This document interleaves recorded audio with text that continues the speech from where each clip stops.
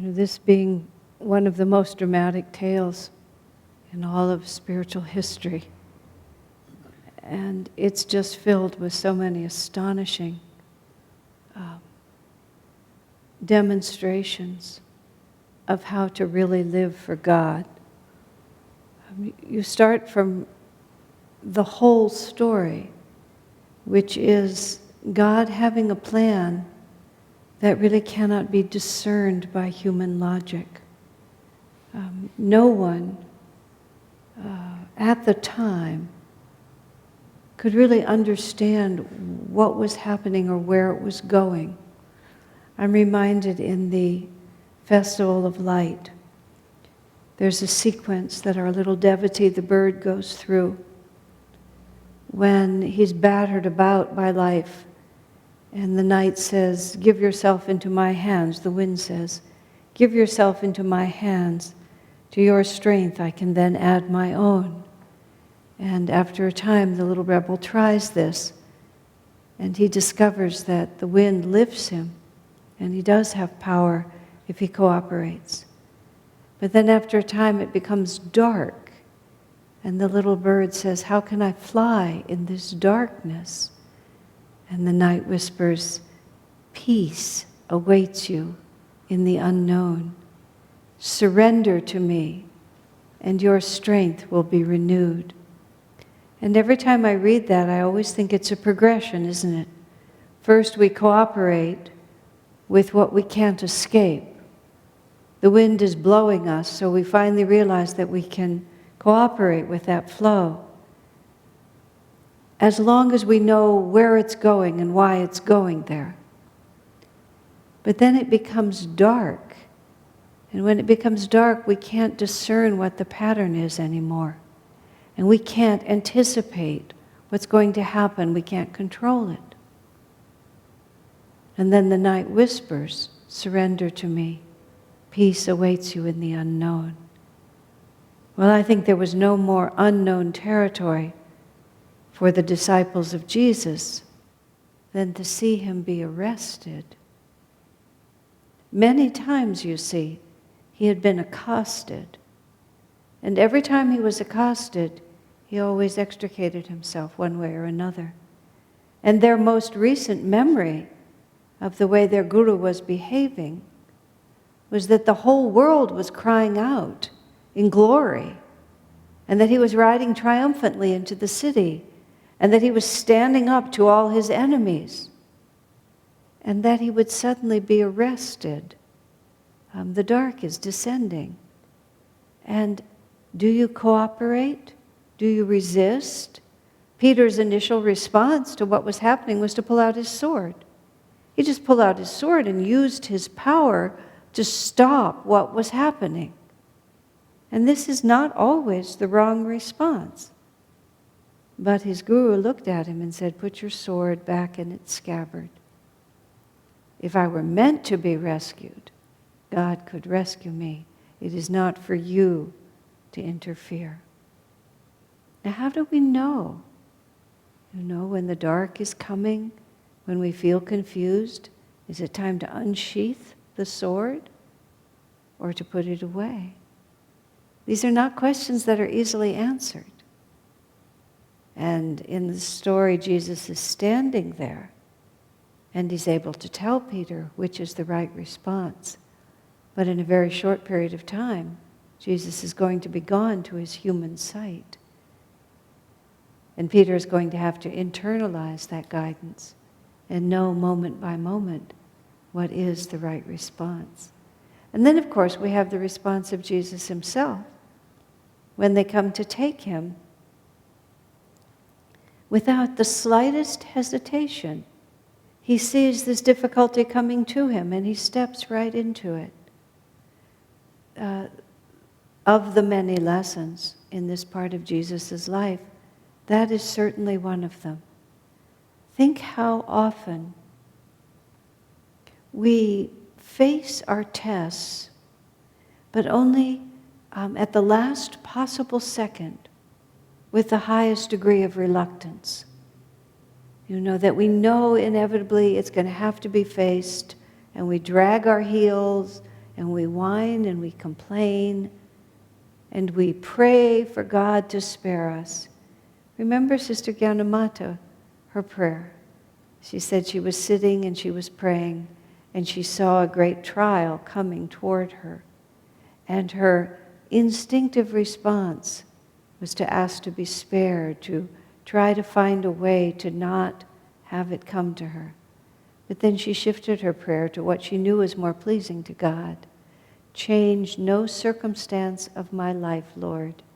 Change me. Now, Jesus didn't have to pray, really, but he knew. He knew within himself that however life unfolded, that God was in charge.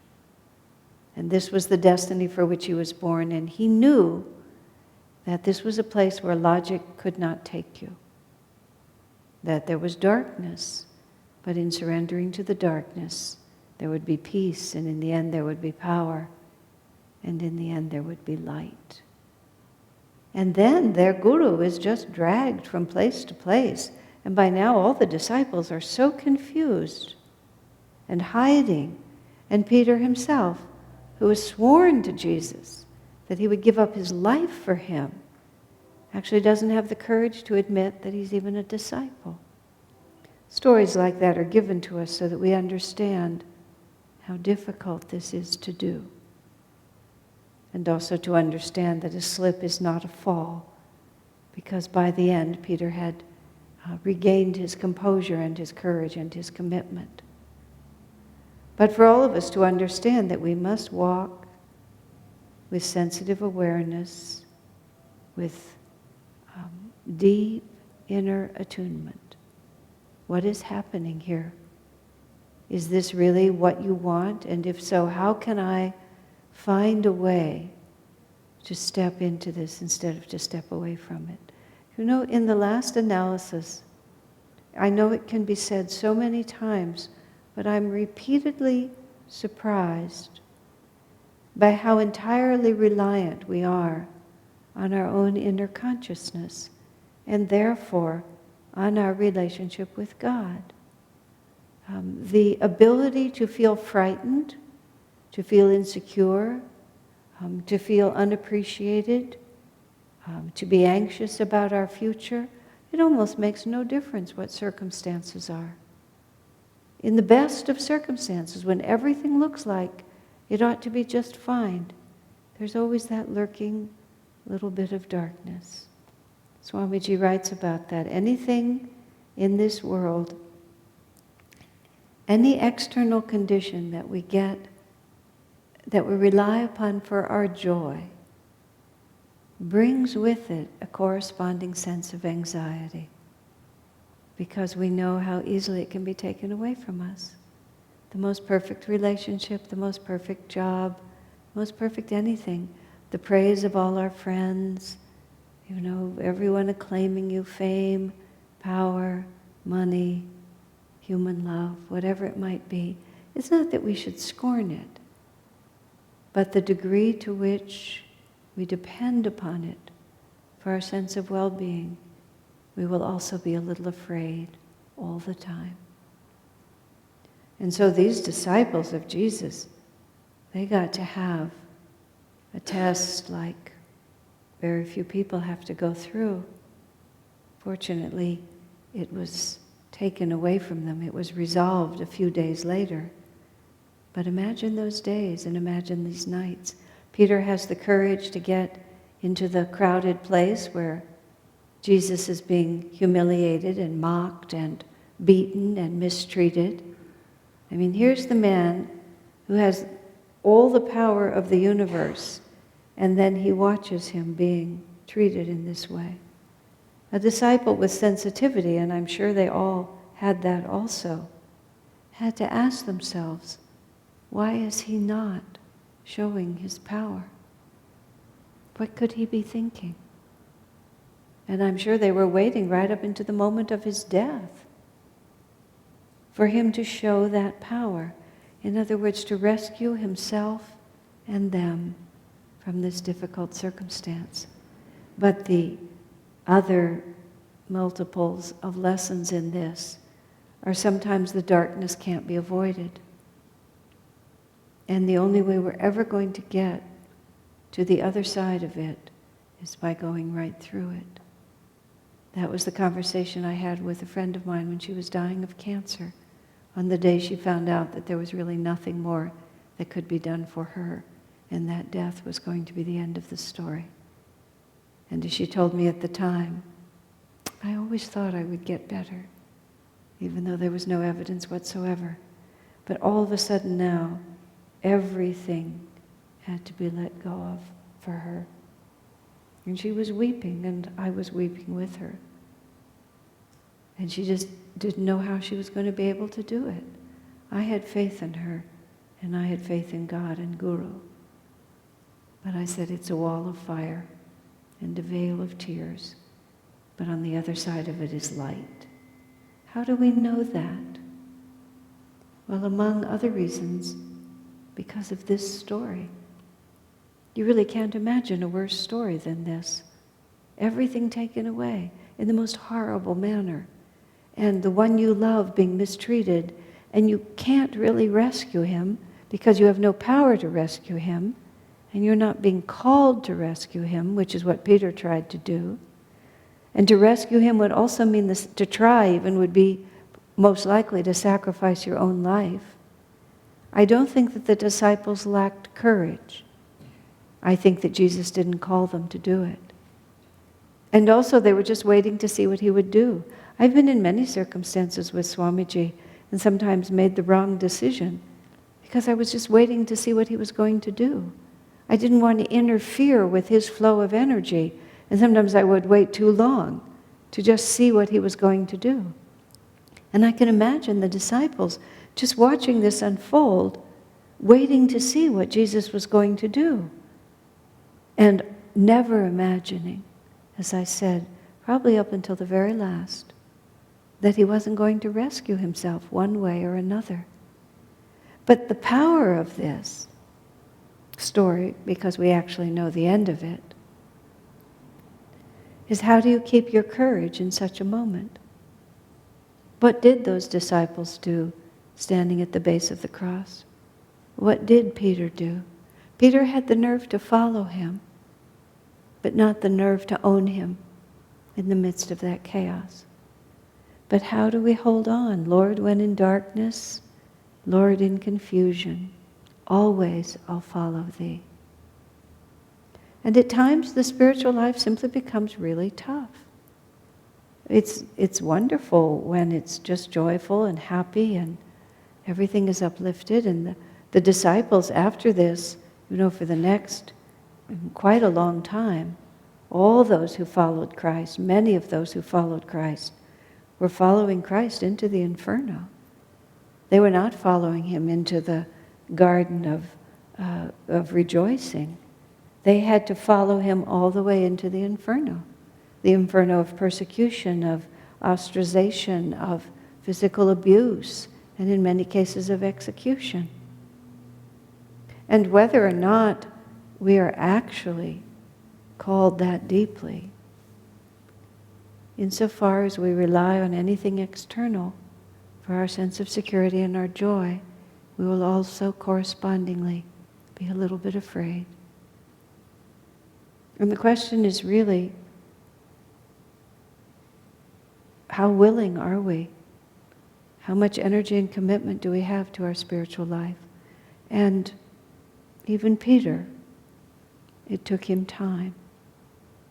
So the balance of this story is not just the heroic nature of Jesus, but also the human nature of the disciples and the human nature of ourselves.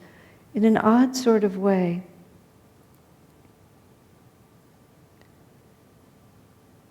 self-honesty is what we're really looking for. There's a degree of affirmation that's helpful on the spiritual path, but it's very beneficial to recognize that without God's grace, there's really very little that we can do.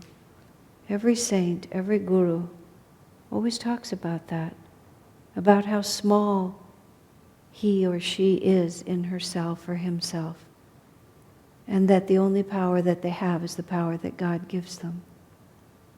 There's that story of Corrie ten Boom, the woman Holocaust survivor, whose family was betrayed and most of her family killed. And after the war, she was standing in front of the man who had essentially put them into the concentration camps and taken away the life of her father and her sister. And the man wanted to be forgiven. And Corrie stood there and thought to Christ, who was close to her at all times, I can't forgive him, but you can. And she felt really the hand of Christ lift her hand and take that man's hand, and she felt his forgiveness going through her. And she just knew there's no way on my own that I can do this. And this is the final sort of reality of all spiritual life. This is the vine and the branch. To realize that we don't really exist in our separate little egos. And that's really where fear is finally chased away, is that it isn't that this little ego ever really becomes safe. In fact, it's almost like when it finally realizes that it'll never be safe, and you finally surrender to that power of the infinite to take you through the darkness.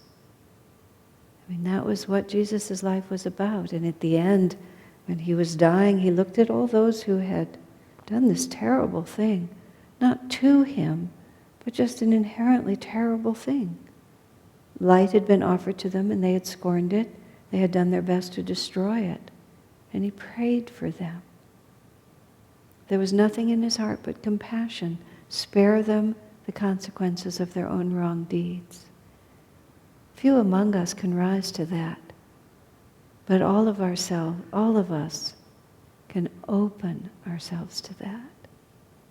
It's just taking the little self and realizing, ride the wind, surrender to the darkness, trust in the power of God and Guru, and give up the fight to stand on your own and realize there's no hope of it anyway. And then be like the little child, just standing with the Master and letting the Master's power flow through us until there's nothing left of us to be afraid. God.